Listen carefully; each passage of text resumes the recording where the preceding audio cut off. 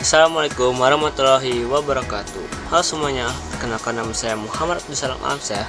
Pada video kali ini kita akan membahas tentang IP address dan subnetting. Langsung saja kita masuk ke dalam videonya. IP address adalah alamat yang digunakan untuk mengidentifikasi perangkat dalam jaringan dan memungkinkan perangkat saling berkomunikasi. Di mana IPv4 ini memiliki panjang 32 bit dan terdiri dari 4 oktet. Contohnya seperti IP 192.168.10.10/24. IP address ini terdiri dari network address yang sebagai identitas jaringan, host address sebagai identitas perangkat dalam jaringan, dan broadcast address alamat untuk mengirim data ke seluruh host dalam satu subnet.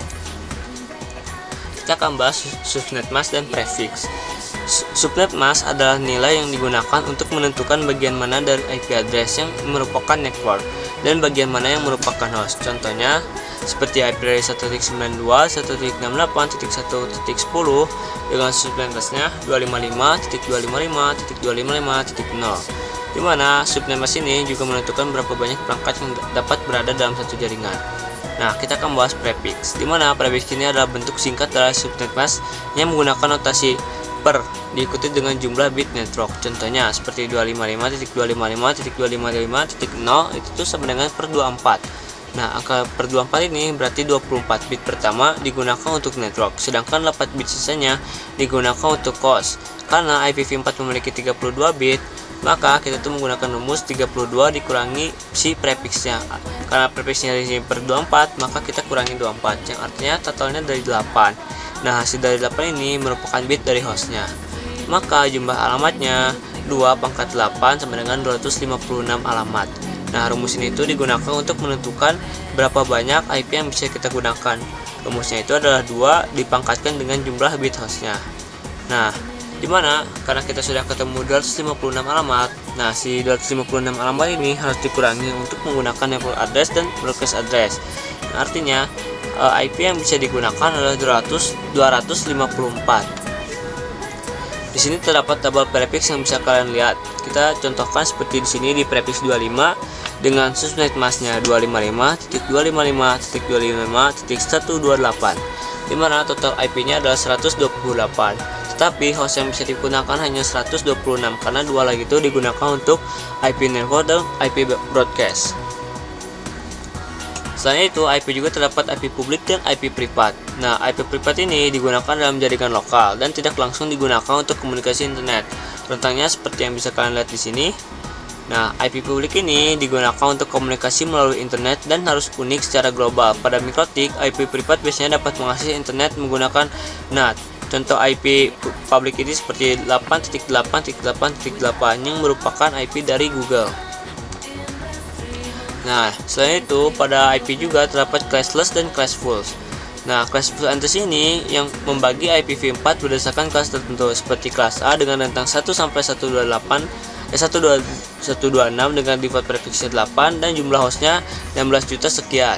Kelas B dengan rentang 128 sampai 191 dengan default prefixnya per 16 dengan jumlah hostnya 65.000 sekian.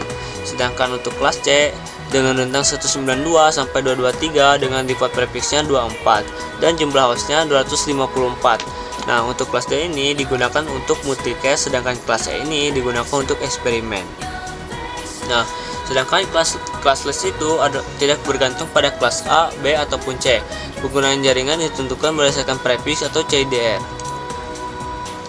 Nah, kita akan membahas tentang subnetting. Subnetting adalah proses membagi satu jaringan menjadi beberapa jaringan yang lebih kecil. Contohnya nih, kita memiliki IP 192.168.10.0 dengan prefixnya per 26. Nah, kita bagi menjadi 4 subnet. Nah, di sini networknya kita gunakan 192.168.10.0. Nah, host yang IP yang bisa digunakan oleh host adalah 1 sampai 62. Dan untuk IP ke 63-nya digunakan sebagai broadcast. Dan begitulah seterusnya seperti yang bisa kalian lihat pada tabel berikut ini. Yang perlu dipahami yaitu tentang network address, host range, broadcast address, prefix, subnet mask, dan jumlah hostnya. Selanjutnya kita akan IPv4 delivery type. IPv4 ini memiliki beberapa metode pengiriman data. Yang pertama adalah unicast, di mana pengiriman dari satu perangkat ke satu perangkat. Contohnya seperti PC mengirim data ke server tertentu. Selanjutnya ada broadcast, di mana pengiriman dari satu perangkat ke semua perangkat dalam satu jaringan. Tentunya adalah ARP request. Selanjutnya ada broadcast. Broadcast digunakan untuk mencari atau menghubungi semua perangkat dalam jaringan lokal. Selanjutnya ada multicast, di mana pengiriman ini tuh dari satu perangkat ke kelompok perangkat tertentu. Digunakan ketika data hanya perlu diterima oleh perangkat yang tergabung dalam grup multicast. Nah, kita tuh akan membahas tentang konsep dari switch dan router. Switch ini adalah perangkat jaringan yang digunakan untuk menghubungkan beberapa perangkat dalam jaringan lokal ataupun LAN. Switch ini bekerja terutama menggunakan MAC address. Contohnya seperti PC, to switch, to PC. Nah, fungsi switch ini untuk menghubungkan perangkat dalam LAN, meneruskan frame berdasarkan MAC address, mengurangi collision dibandingkan hop, dan mendukung VLAN pada managed switch. Selanjutnya ada router, di mana router adalah perangkat yang menghubungkan jaringan yang berbeda dan menentukan jalur terbaik untuk mengirimkan paket. Router ini bekerja menggunakan IP address, contohnya seperti LAN menuju router lalu ke internet. Nah, fungsi router ini adalah menghubungkan jaringan berbeda, menentukan jalur paket, menghubungkan LAN ke internet, menjalankan routing, dan dapat melakukan NAT, DHCP, firewall, dan fungsi jaringan lainnya.